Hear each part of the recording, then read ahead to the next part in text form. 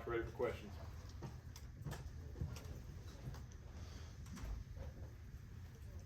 Mark, I'll start it off. Kind of same question I asked Carson a second ago when Cody talked about the decision-making aspect being the most important part for quarterback. Kind of where you think you are, excuse me, from that standpoint right now. When it comes to decision making, it's just all about being consistent and like just not going like this right here. And at the quarterback position, you got to have somebody like that's this right here, whether that's the physical aspect or the mental aspect. You just got to stay the same and just stay consistent during practice. When stuff doesn't go your way, you can't make a bad play, catastrophe. That's what Coach Bobo always tells us. And I think that's something I've been getting better at, is just making sure I stay the same and not having great plays, really bad plays. Just keeping the same, just trying to keep hammering them down. Brock, what's it been like getting to work with Coach Bobo and, you know, talking to his past quarterbacks? They talk about how demanding he is. And what has that kind of been like, you know, having him there and the way he coaches the position? Coach Bobo, he's pretty intense, and I mean, on the first day he came in the quarterback room, he said, "I'm gonna coach y'all hard, and I hope y'all are open to that." And heck, he didn't really give us a choice. He said, "I'm gonna coach y'all hard, and that's the way it's gonna go." And we all said, "Yes, sir." And I think it's been really good, just the way he's been coaching us. He has a reason for everything he does.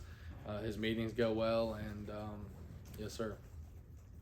Coming from the smallest classification to the SEC in high school football and to the state of Georgia, to the University of Georgia, how have you adjusted to kind of the SEC speed? How long did it take you to kind of pick up on things?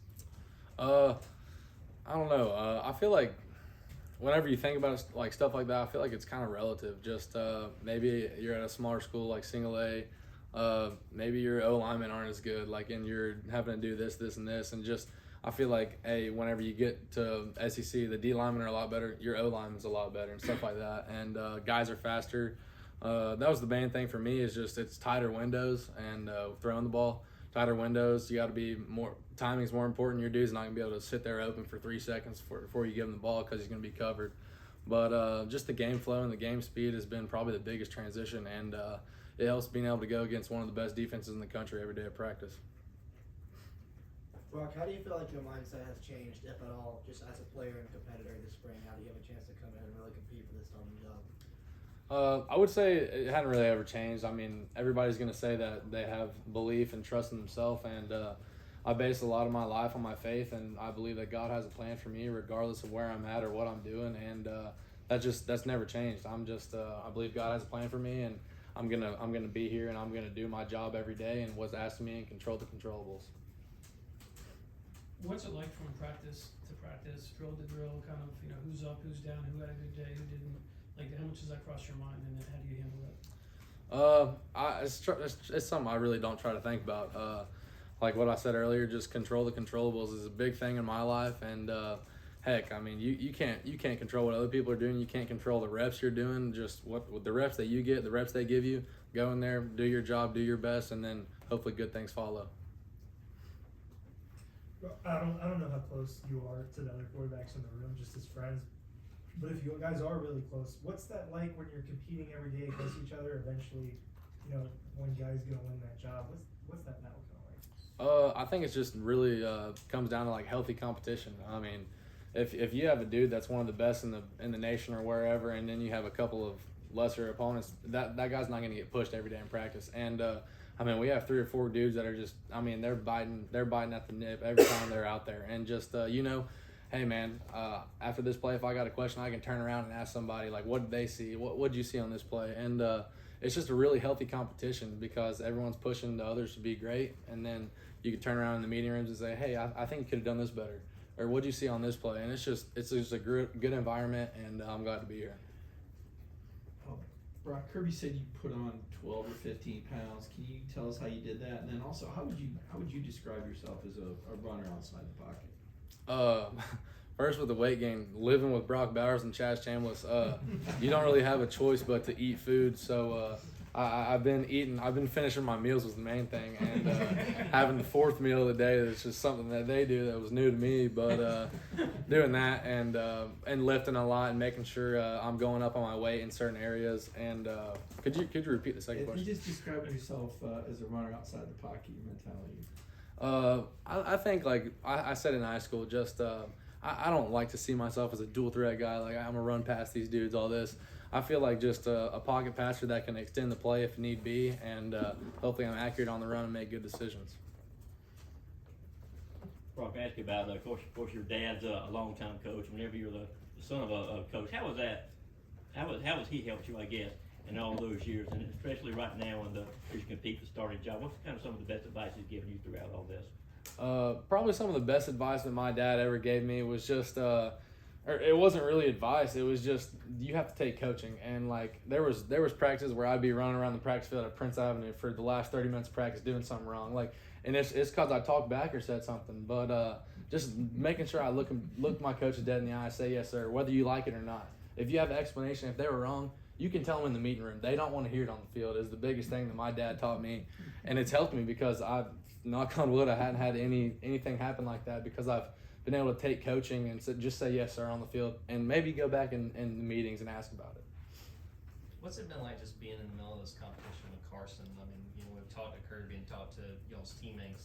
They talk really highly about all you guys, how competitive it is. What's it like being in the middle of this competition with someone like Carson?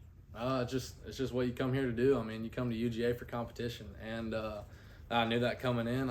Coach Smart, he's going to put the best guy out there. He's going to give the best guy that gives Georgia the best chance to win. He's going to be out there, and it's just being in this competition. It's a blessing, and I feel like I'm going to be a better player for it, regardless of the outcome.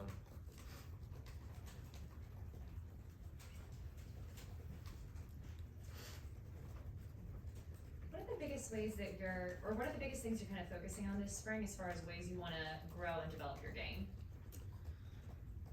So just with ways I'm trying to like grow and develop my game would just be like defensive recognition. And when you go with the 3s or the 2s, like you can look out there and pretty much have a feel for what they're gonna be in. Like, all right, they're starting in this, it's probably gonna end up in this.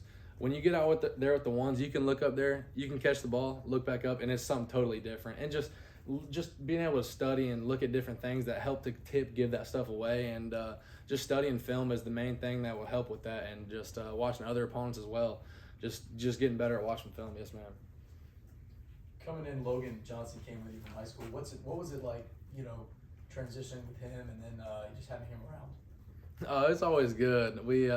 Logan's a good ball player, and we're still good friends. He had to overcome the ACL injury, so that was tough for him. But I was always in his corner, and I'm glad he made the trip.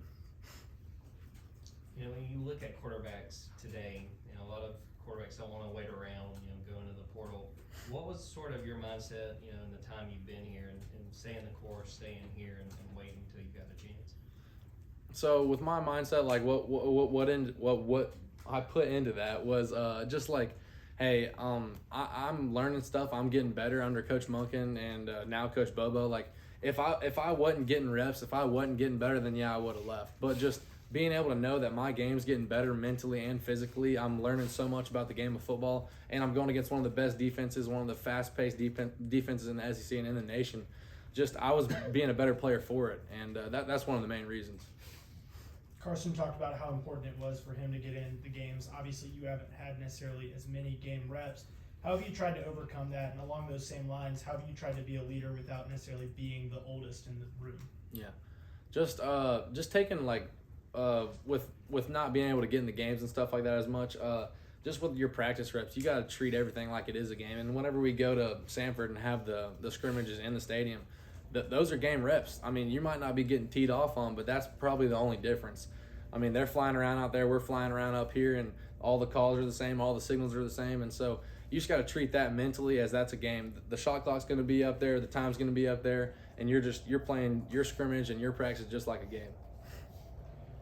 Kirby said you made some good plays outside the pocket. He said there were some balls you threw out of bounds that could have been 50-50 balls. How would you break down your scrimmage, 1, and then 2? I think you're on pace to graduate in 3 years. What is your degree in, and how have you been able to graduate in 3 years when maybe other guys don't graduate that fast? Yes, sir. Just going over my scrimmage, there's going to be good things you like, bad things you like, and just there's a notepad of things that was bad, and there's a couple things that's good, and that's whenever you're grading yourself, you got to be tough on yourself, and that's just something that I was working on. Watching film this morning with Coach Gummy, and just being able to just put that on the practice field, like stuff that you might not have done well on Saturday, making sure that you do well, on practice and carry that forward. And with the graduation, I graduated with some credits out of high school, so that kind of put me ahead a little bit, and I've stayed on my school. I'm just trying to do my job, and yes, sir, I'll graduate this fall. What you mean? Communication studies. We got time for 2 more questions with Brock. Brock, how young were you when you came to your first Georgia game? And just from the standpoint, man, I'm here competing for the starting quarterback job. Is that kind of a pinch me type deal for you? So kind of a plot twist. I grew up an Auburn fan because my mom went to Auburn and stuff. But I think when I was getting recruited, that was my first time being to a Georgia game, and just being in the SEC atmosphere is awesome. I mean, the stadium's going to be rocking regardless of where you're at. Just that pinch me moment. Just the first time we went out there to stretch, I think it was the first home game. I teared up. I was like, man, I hadn't made it, but I'm one step closer, and it was surreal. By the time spring is over, what do you hope to have shown the coaches, your teammates, just in what you've done over the entire spring? Just at the end of spring, I'd like the coaches and my teammates to see, like, hey, this guy's the guy that's going to go to war for us. He's going to go to battle for us, and hopefully the coaches will see that, or hopefully the coaches can think that this is one of the guys that we can trust, and that trust will be built, and that this is a guy that's going to be consistent.